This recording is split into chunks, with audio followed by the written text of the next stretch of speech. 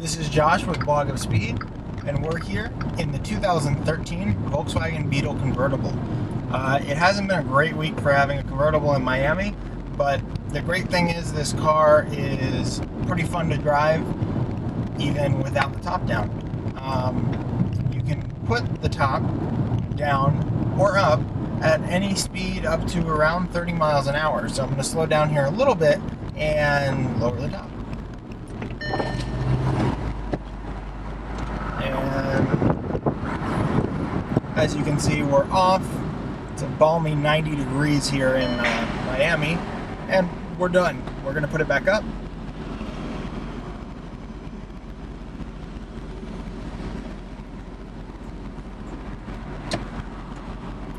Hold the button a little more. Windows come up. And we're back. So, not bad at all. That's a really great feature in a convertible. I've been in a lot of convertibles that make you completely stop, which is just really inconvenient, especially if you live somewhere like South Florida where we get all these little showers that may only last 5 minutes. About the car, as you can see, it has these body colored pieces on the interior. I actually like them a lot. The interior itself has nice aluminum trim in it. It is plastic, but it's pretty nice plastic aluminum trim. It has this carbon fiber looking material on the sides of the seats, which appears to wear really well. Of note, this press car has 10,000 miles on it. When I first got in it, I thought it maybe had 1,000 or 2,000 miles like some of the cars, so that bodes really well for Volkswagen's reliability and build quality. So the one thing that stands out about this car, it has the best stereo of any car below $30,000, and maybe some of them above that, but definitely below 30 grand. It's made by Fender. Yes, you do know who they are. They make guitars. Yes, it's that Fender, and they did a fantastic job on this stereo. It has a subwoofer in the trunk and amplifier, speakers. Sounds fantastic.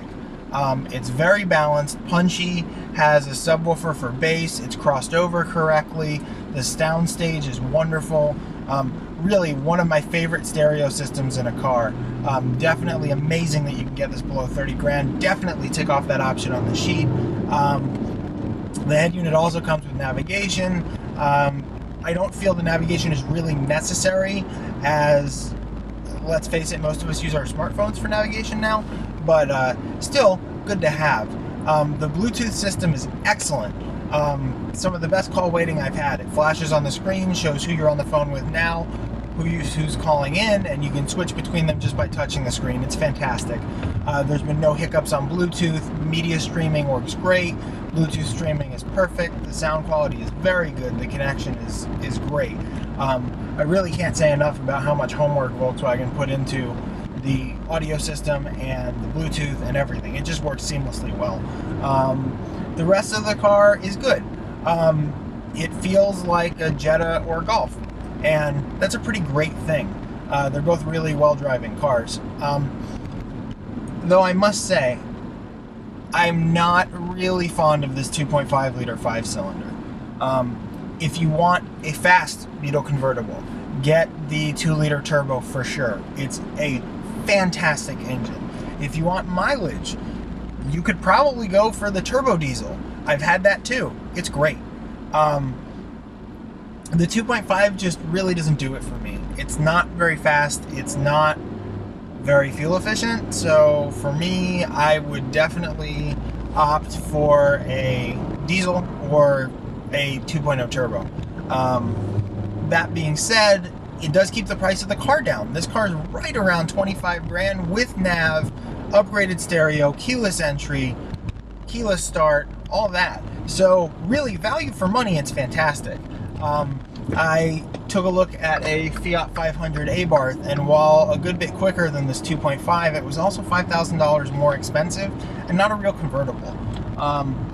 So I've got to say, among its competitors, this is my pick. Now, is it better than a Mini Cooper convertible? I don't know. I haven't driven a convertible in a while.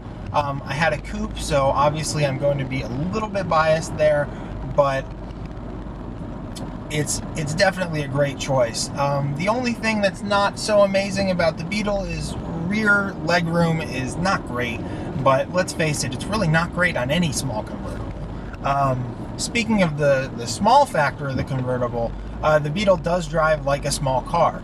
It's very stable on the highway though, don't get me wrong, but around town it's small, it's easy to place on the road, the steering is very good. The car just feels small. It has a great turning radius.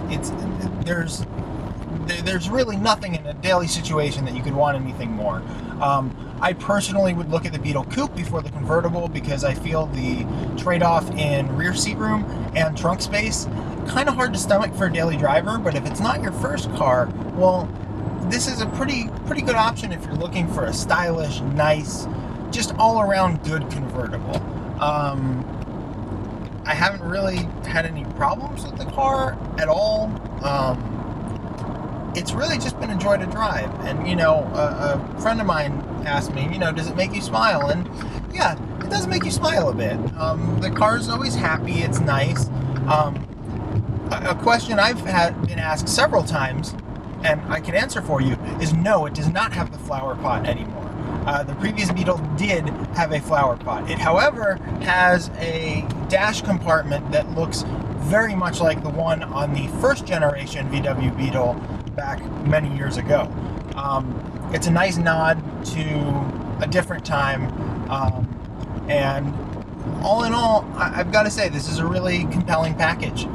For the money, I don't think you can get a better, more equipped convertible, and that's saying something. So my hat's off to Volkswagen for making it. So to sum up, the Volkswagen Beetle Convertible, good car, opens the top and closes the top at up to 30 miles an hour, which is great. It's fun to drive, built with good materials, very good build quality. The Bluetooth is excellent. It has class-leading audio. It's just a great car. And let's face it, there's nothing like having the top down with your music on and just enjoying yourself. And really, you can do that all day in this car. Unless, of course, you're in South Florida right now and it's 90 and about to rain. But I digress. The Volkswagen Beetle is definitely a good pick. Anyway, this is Josh from Blog of Speed, and I hope you enjoyed this review. And keep an eye out for the next ones. Thanks.